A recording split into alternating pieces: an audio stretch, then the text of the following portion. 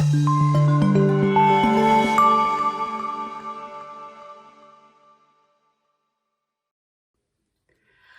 everyone. Well, if you were with me last week, you'll know that we're thinking about Jacob. And last week we saw Jacob leaving home and walking a long way to his new home and being reminded by God through a dream that he wasn't on his own, but that God was with him and that God had been with his father Isaac and God was with his grandfather Abraham, and that he was with him now. And that promise that God had made to Abraham, that their family was going to grow and to be massive like the stars in the sky and cover all the land that he was currently on, that God was saying, I'm still keeping those promises of being with you and making your family bigger as well. And so Jacob had settled down and he'd got married and he'd had kids, and you'll know at least one of his children's name because one of his children was called Joseph. Yep, the one with the amazing coloured coat.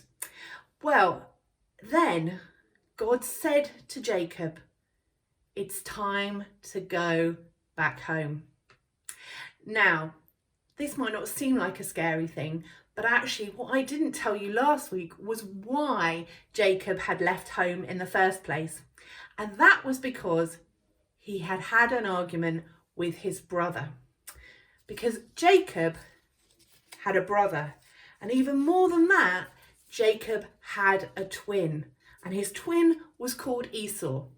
And Esau was slightly older than Jacob. And because of how it worked then, Jacob and Esau's father, Isaac, had planned to give and bless Esau with everything that he had so that Esau would inherit everything. Well, Jacob wasn't happy about that. And so Jacob tricked his father, who didn't have very good eyesight by this point, into thinking that he, Jacob, was actually Esau. And instead, what happened was Isaac blessed Jacob, so it meant that Jacob got everything that he had. Well, Isaac wasn't happy when he found out, and neither was Esau. And Esau actually threatened to kill Jacob. They had really fallen out. So let's tear them apart. And so that is why Jacob left home and ran away, because he was scared of Esau. So when God says to him, it's time to go back home, that makes Jacob really nervous. Now, I wonder if you've ever read one of those magazines or newspapers or seen it on a TV programme where people write in with their problems and other people give them advice on what they should do. Well, that's what we're going to do now. I wonder, and we're going to imagine that Jacob has written to us for some advice. And here's Jacob's letter. Dear friends, that'll be you. Help. I lied to my dad and I stole from my brother. And I've heard my brother wanted to kill me, so I ran away. But God has told me to go back. But my brother is coming this way, and I'm scared. Jacob. Well, what advice would you give to Jacob? What do you think he should do in this situation? Press pause, have a chat about what advice you would give to Jacob, and then press play again and we'll have a think about the rest of the story.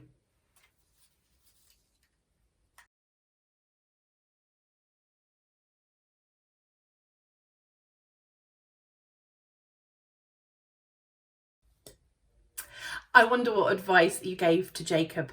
Well, hold on to it because in a minute we'll see what he actually did. But first of all, let's just think about Esau. I wonder how he was feeling. He'd heard that his brother was coming back home and they hadn't seen each other since they'd had their big argument. Well, here's your chance to give and think about how you might feel if you were Esau and give him some advice. So he's written a letter too. Dear friends, my brother tricked me. He took everything that I should have had. I said I'd kill him, and I meant it. That was 20 years ago. and now he's coming back. What should I do? Esau. So, what's your advice for Esau? If you were in his position, what would you do? How would you feel? Press pause, have a chat on what advice you'd give to Esau and what he should do, and then press play again and we'll see what happened next.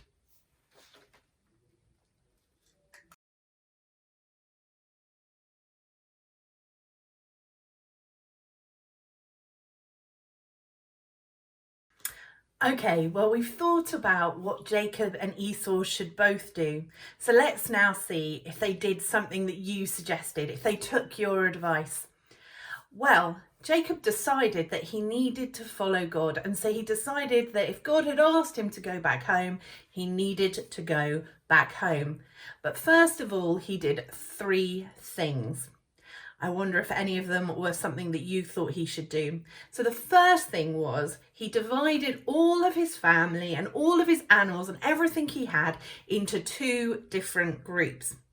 His idea was that if Esau, coming with lots of people like he was, attacked one group of them, because he wasn't happy, that the other group of people and animals and everything else would be able to get away safely.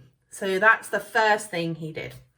The second thing he did was he actually prayed to God. He chatted to God and he was honest with God. He said, look, God, I want to follow you, but I'm scared. Esau and I haven't seen each other for a long time. We finished really badly and I'm worried about seeing him again. But you have promised me that you are going to be with me. And so I'm going to rely on that promise. And I know you'll keep your promise. But God, help me as I follow you and as I go back and see Esau. So he's split up everything he has. He's prayed to God. And then the third thing he did was he got together lots of different animals that he had. And he sent them on ahead as a present, as a gift to Esau. He hoped that when Esau saw all of these things coming for him to be given to him, that he would know that Jacob was coming back because he wanted to be friends again. He wasn't coming back to have another argument or to keep going with the same argument. So he sent all of those things ahead, and you can see how many animals he sent if you read Genesis 32. So that's what he did. And Jacob carried on walking towards home. And Esau saw Jacob coming, because Esau was coming in the other direction with lots and lots of people. And when Jacob saw Esau, Jacob decided to bow down on the ground. Even bigger sign that he was coming and he wanted to say sorry.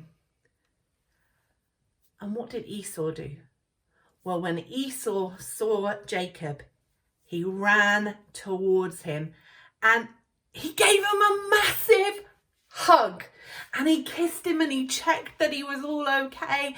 And Esau was crying happy tears, and he hugged him. And when they'd finished and when they'd calmed down a bit probably, and they were obviously happy to see each other, Esau said to Jacob, but what was with all those animals that you sent ahead of you? And Jacob said, well, they were a present to you. And Esau said, oh, I don't need anything. I've got lots of stuff. I've got plenty of my own. I've got more than enough. You keep them.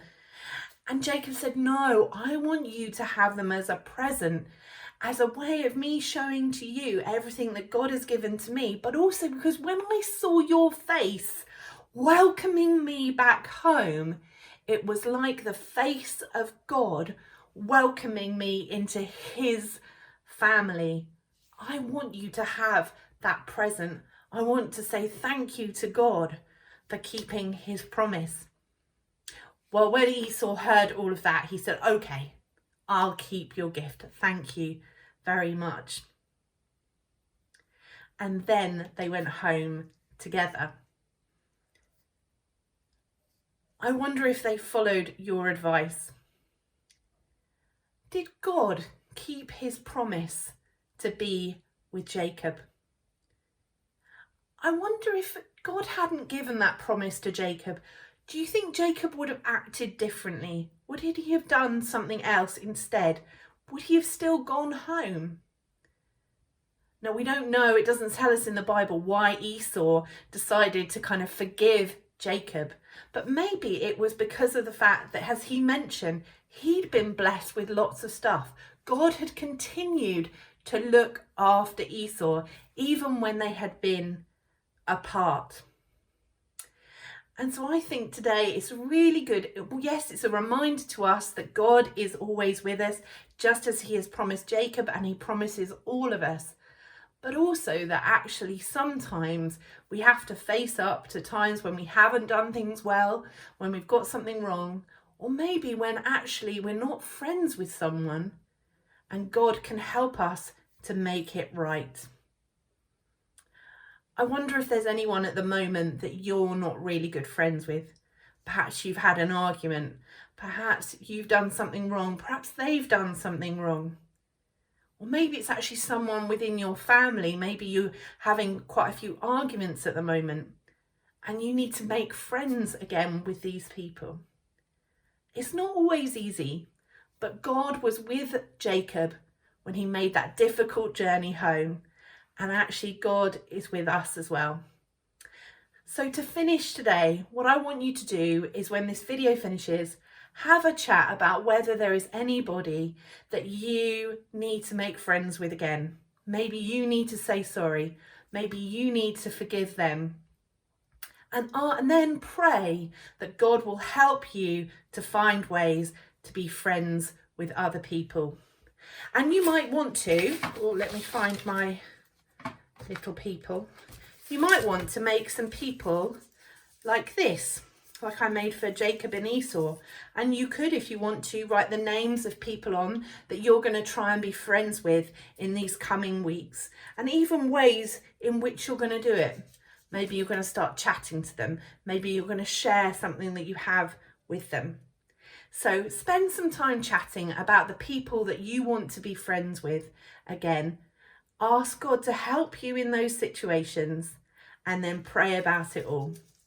I hope you have a really great week, and remember that God is with you always.